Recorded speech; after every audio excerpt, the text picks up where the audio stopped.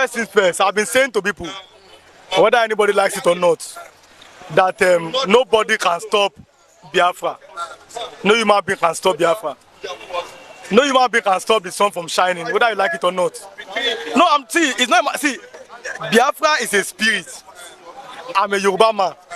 I have the spirit of Oduduwa in me. If you kill me, you cannot kill my spirit. Nobody. So Biafra is a spirit that no human being can conquer. You can't conquer it. Every Igbo man, whether you like it or not, you're a Biafra. Forget politics. People are not playing politics. No. It's not about politics. It's about the fact. Every man that was born in the East, they have this Biafra spirit in them. I have the Oduduwa spirit in me. Outside would have the Arewa spirit in them. Do you understand? Okay, let me give an example. After the Civil War, you bomb them, you destroy their properties. Then we saw children in videos with kwashoko, big bellies, begging. We saw these videos. Then, what did God do for them? God made sure that today, they are everywhere, they are where they are. Because of that Biafra spirit in them, which no human being can conquer. It's a fact. You know, some people that they are so afraid, I'm not a Biafra. You are a Biafra man. If you are an Igbo man, you're a Biafra man. Peter Obi is an Igbo man, is a Biafra man. For example, our president Bola Tinubu said, Yoruba man, he said, Oduduwa man. You can see, I am first an Egba person, then a Yoruba person, then before I'm a Nigerian.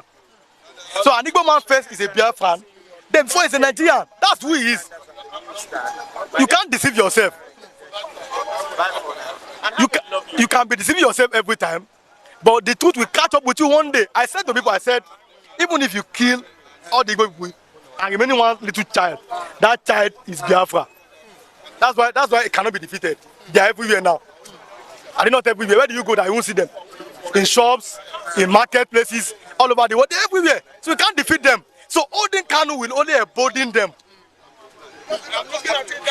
Terrorist sponsors are not in detention in Nigeria. People, for example, even Sunday go to Obama that said he wanted to do is free. Then why is nnamdikanu in detention? Do you understand what I'm saying? Now listen to me. When nnamdikanu appeared in court, did you watch the court proceedings? When he appeared in court and he was speaking boldly. So my best friend is an Igbo person. He called me and said, I've watched the video. I said, what did you see from the video? He said, no, he just saw nnamdikanu speaking. I said, you don't understand spiritual matters. The spirit of Dimodumego was speaking in nnamdikanu that court proceeding. He was very bold. He was telling you, because you cannot try me in this court. It is the spirit of a man that makes a man, not the body. The body can die, but the spirit cannot die. Okay, after the Civil War, why is Biafra still on people's lips today? It's not supposed to die because the spirit refused to die. That's what they don't know. The spirit refused. The body can die. The body is human flesh. So it's from generation to generation. No, but yes now. So whether you like it or not, whether you try to deceive yourself or not, it cannot go. Especially the way you are marginalizing them. Yes. Do you understand? Let me give an example. In education, in journalism, in law, Yoruba people, they are majorly there. That's why you see the NUG and everything, they are in Lagos, in Yoruba land. In military, majorly, people that are in military, majorly are the northern people. It's a fact. That's why you see military headquarters is in Kaduna State. In Nigeria, they talk about business, importers. They are majorly the Igbo people. But where is the seaport in Igbo land? That is the question. There's no seaport there. And it is deliberate. Or this thing is not deliberate. It's deliberate now. So until you make sure that if there's justice, fairness and equity in Nigeria, then all of us will be able to move forward. But if we keep deceiving ourselves, one Nigeria, this one is better than Nigeria, you are just, you cannot beat a child and ask the child not to cry. You know the truth. One Nigeria, don't see anything. It's just one Nigeria that looks like a Fulani country. One Nigeria that favors people and does not favor the other people. Do you understand? Give Igbo men seaports. Lagos will be depopulated. Give them seaports in their place. They have their place for seaports. And some people will say the Igbo land is landlocked. That's a big lie. The Igbo land is never landlocked. They have sea. Then you can give them seaports so that they can start importing something from their own place. Not that everything will be now concentrated in Lagos. You know what I'm saying? So these people are, God has blessed them in business. Because I told people, I said, after the Civil War, I said, if assuming, see, naturally in Nigeria, the poorest people in Nigeria are supposed to be the Igbo people. It's a fact. Because you give some of them 20 pounds, properties have been destroyed. They have nowhere to go. But God bless them. And some of their leaders, especially from I know Anambra very well. That's why today in West Africa, the amount of billionaires that come from Anambra State cannot compare to anywhere. It's a fact. Go and Google it. In West Africa, Anambra have the highest number of billionaires. They are good in business. What do? You serve your guy many years. Then after like 6 years, he gives you the shop. Then you go again. That one that they now give shop today too, another person come and serve him. That's how they were able to remove themselves small by small out of poverty. Assuming they behave like this outside people that they were giving people food and be begging. Today they'll be the poorest because they fought a civil war. That's why I say ordinarily all these beggars that you see here are also naturally be the Igbo people. Is a fact, but they are not because their leaders are able to think and take them out of poverty the way they can. But the government seems to be against them. I mean the federal government. Give everybody, if you give a Hausa man the same opportunity, Yoruba man the same opportunity, give Igbo people the same opportunity, Nigeria will be better than this. But because okay, this is your tripod, and I'll be saying it. Nigeria is like a tripod. These three things. If you remove one out of it, two cannot make it stand. You deliberately remove the Igbo people from them. You now give only Hausa and Yoruba. It's not no. It's not. I mean, it's not good. It's not balanced. It's not God bless. It's not balanced. It was a day one man there was very happy. It's a Yoruba man. He said, the Igbo no good. Igbo no get president. Igbo will never become president. After Yoruba, Hausa. After Hausa, Yoruba. I said, I want to ask you a question. This useless Yoruba and Hausa and power, what have you benefited from it? Yeah, he said no, not. I said then thunder will fire you. You know that you're not benefiting, but you can't even say the truth. You're not benefiting anything from them. You are a Christian. You have the mind of God to tell people that no, this is right. This is not right. You cannot say we are one country and you are against a particular people. No president. To become president is wahala. Let me give you an example. In Nigeria, go and check it. Every unitary school. If a Yoruba, Hausa, and Igbo man want to write an exam, it's a fact. Unitary school, Yoruba man will they must have like 200 marks to be admitted. Igbo man like 200 marks to be admitted. Hausa man like 50 marks. I'm telling you, this is a fact. In unitary school in Nigeria, all of them. Now, if after somebody 200 marks, another 200 marks, another 50 marks, they now go to school. If there's now a job in federal civil service, in NNPC, in CBN and all those things, the first person to be employed will be that person that have 50 marks. I say the country should go forward. Stop deceiving yourself. Never, let us pray for Nigeria. You cannot pray for a goat and the goat will now become a cow. Pray for Nigeria. You have been praying for Nigeria for so many years. And it's not working because there is no justice, equity, and fairness. Until there's justice, equity, and fairness, then the country can thrive and move forward. And people will see that, oh, Nigeria is working. But for now, there's no justice, equity, and fairness. People are just deceiving themselves. You understand? There's no justice, there's no equity, there's no fairness. People are just deceiving themselves. I don't deceive myself. I'm a kind of person, I tell myself the truth. My father used to tell me, if somebody is deceiving you, it's better. But you don't deceive yourself. You don't deceive yourself. Nigeria cannot work like this, where you are sidelining a major tribe and you are making sure that they don't get to power, and by putting incompetent people in power. In 2015, and I told people, and this election, if you make mistake, Nigeria will never recover. I said I don't fear anybody. No, it's Buhari. The reason why they were against Jonathan was because Jonathan's name, he said his name is Goodluck Ebele, Azikiwe Jonathan. Oh, Jonathan is like, I say he's not an Igbo man, it's a Niger data. No, that is an Igbo man.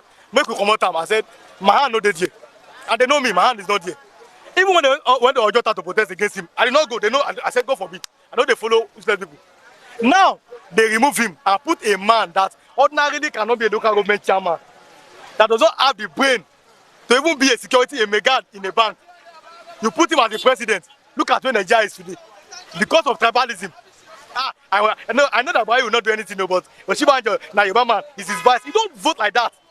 He said, no, look at the problem now. The 2023 came. This is the best time to change the Nigeria. I said, this time around, very simple. Competence, capacity, character, commitment. Peter Obi, let's go. I was telling, let's go, please, let's go this time around. And I don't collect money from anybody, just vote for mine. I know, Tinubu na Obama, but in our own person, in your one, I said, no, don't do like this. And no, nothing will happen. I was in the bus when I was campaigning, when that old man said, I would rather die under Tinubu than to enjoy under Peter Obi. I was in the bus.